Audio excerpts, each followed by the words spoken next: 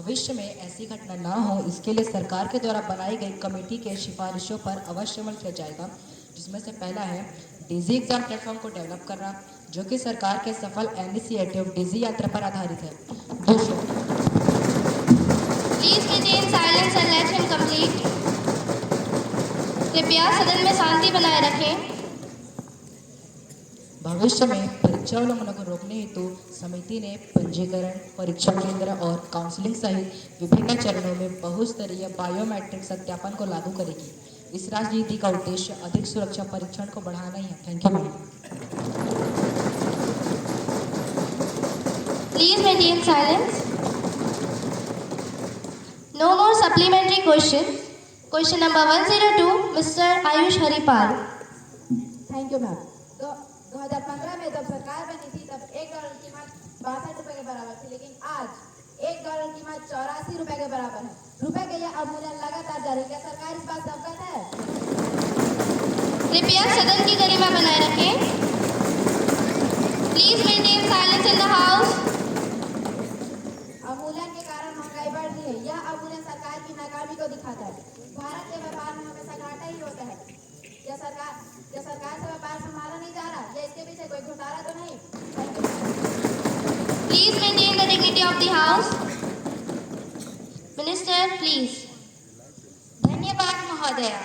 आदरणीय सदस्य जी, आपका गुस्सा जायज है। अवमूल्यन से महंगाई बढ़ती जा रही है। इस अवमूल्यन के लिए सरकार को दोष देना एक बेवकूफ़ी भरी बात है, क्योंकि इसके पीछे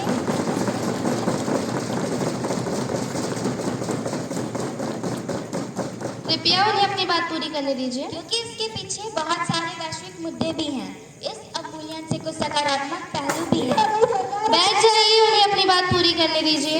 Due to devaluation, export become cheaper and more competitive to foreign buyer, and it provides a boost domestic demand and could lead to job creation in the export sector. Thank you, ma'am. Please maintain silence. Miss Radhika Kurre. सरकार अपनी नाकामी को छुपाने के लिए अब अवमूल्यन को भी टेस्ट पे बता रही है। मंत्री जी, बताने का कष्ट करेंगे आप इससे निपटने के लिए क्या कर रहे हैं? जनता को बस चक्कर में डाल रहे हैं। कृपया शांति बनाए रखें। Please maintain the dignity of the house. Minister please. मैं यह नहीं कह रही हूँ कि अवमूल्यन सही है, लेकिन इससे निपटना कप से चाय पीने जैसा नहीं है। कृपया सदन की गरिमा बनाए रखें। इसके लिए लॉन्ग टर्म पॉलिसी की जरूरत है। इसमें सरकार काम भी कर रही है। जैसे भारत ने अपने पड़ोसी देशों के साथ भारतीय रुपयों में व्यापार शुरू कर दिया है।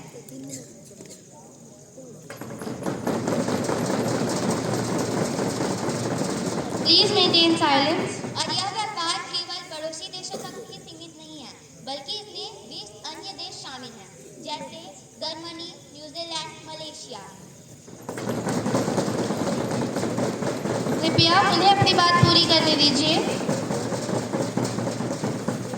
The main reason of devaluation is less export, and government tried its level base to increase export. For this, government have launched various schemes and initiatives.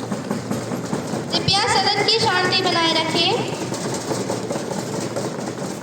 That are प्रधानमंत्री Gati Shakti, national logistic policy, national industrial corridor development programme, GIS enabled land bank, India industrial land bank, industrial park creating. कृपया उन्हें अपनी बात पूरी करने दीजिए। Productivity linked incentive, make in India, startup India, one district one product, national single window system. धन्यवाद महोदय। Please maintain silence and no more supplementary questions. Question number 103, mister Sushil Kumar Kanwar. Thank you ma'am.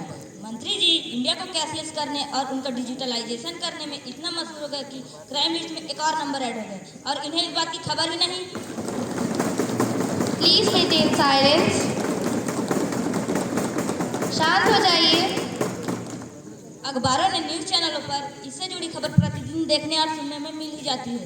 मेरा प्रश्न मंत्री जी से है, इससे निपटने के लिए अपना हाथ पांव चला भी रहे हैं, बस डिजिटल इंडिया का राग अलाप रहे हैं। कृपया शांति बनाए रखें। Minister please. हमारे सांसद यह मानते हैं कि सरकार की डिजिटल इंडिया इनिशिएटिव देश के डेवलपमेंट के लिए एक अच्छी पहल है। Please let her complete. और रही बात दूसरे पहलू की, तो ऐसी बात नहीं है कि सरकार इससे निपटने के लिए कुछ नहीं कर रही है, बस विचार ही तो। बैठ जाइए, उन्हें अपनी बात पूरी करने दीजिए। Thank you, ma'am. The Ministry of Home Affairs had set up an Indian Cybercrime Coordination Center as a test office to deal with all types of cybercrime in the country in a coordinated and comprehensive manner. Please maintain silence. The National Cybercrime Forensic Laboratory has been established as a part of 140C at New Delhi. The National Cybercrime Reporting Portal has been launched. The Citizen Financial Frauds Reporting and Management System under 140C has been launched. Immediate reporting of financial frauds. Thank you. Any supplementary questions? Mr. Dhananjay. Thank you ma'am. मंत्री जी, क्या आप यहाँ बता सकते हैं कि आप यहाँ कैसा विचार करें कि क्राइम का रिकॉर्ड बढ़ता ही जा रहा है? कृपया शांत रहिए। कृपया सदन की गरिमा बनाए रखें। Country witnessed a rise of 24%. Mark my word, 24% in crime registered in 2024 compared to 2021 as per the latest data released by the NCRB. कृपया शांत हो जाएं।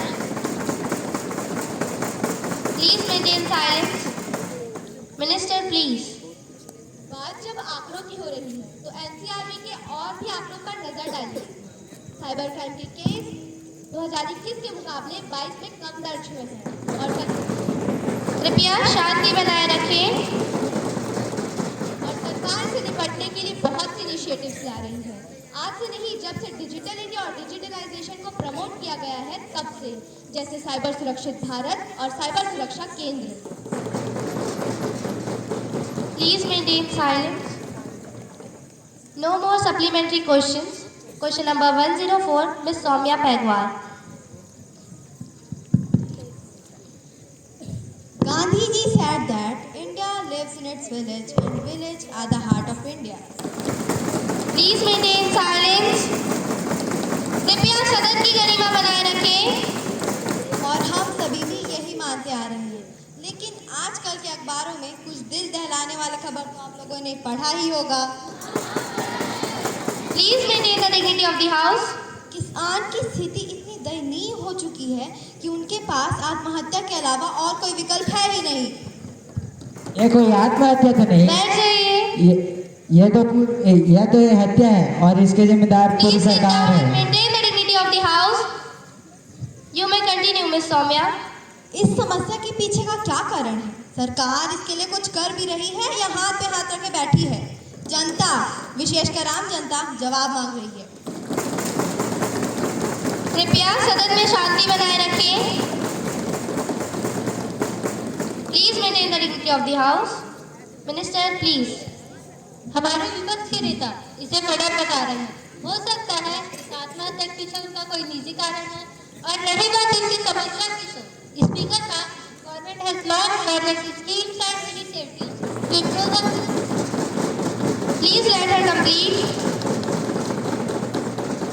Condition of farmers. This are प्रधानमंत्री किसान सम्मान निधि, प्रधानमंत्री मानधन योजना, प्रधानमंत्री Fasal Bima Yojana, agriculture infrastructure fund, national bee keeping and honey mission जैसे और भी कई स्कीम्स एंड इनिशिएटिव्स हैं। Thank you ma'am. Please maintain silence. Any supplementary? Miss Sakshi Kurre. आपने तो कह दिया स्कीम्स एंड इनिशिएटिव, क्या इसका फायदा हमारे किसानों तक पहुंच भी रहा है या नहीं? Please let her complete. कृपया सदन में में शांति बनाए रखें। पढ़े लिखे लोग भी कंफ्यूज हो जाते हैं कि प्रधानमंत्री किसान सम्मान निधि योजना, प्रधानमंत्री किसान मानधन योजना में क्या है और प्रधानमंत्री फसल बीमा योजना में क्या है। तो वे लोग कैसे समझेंगे जो ज़्यादा पढ़े लिखे नहीं हैं? बताइए। कृपया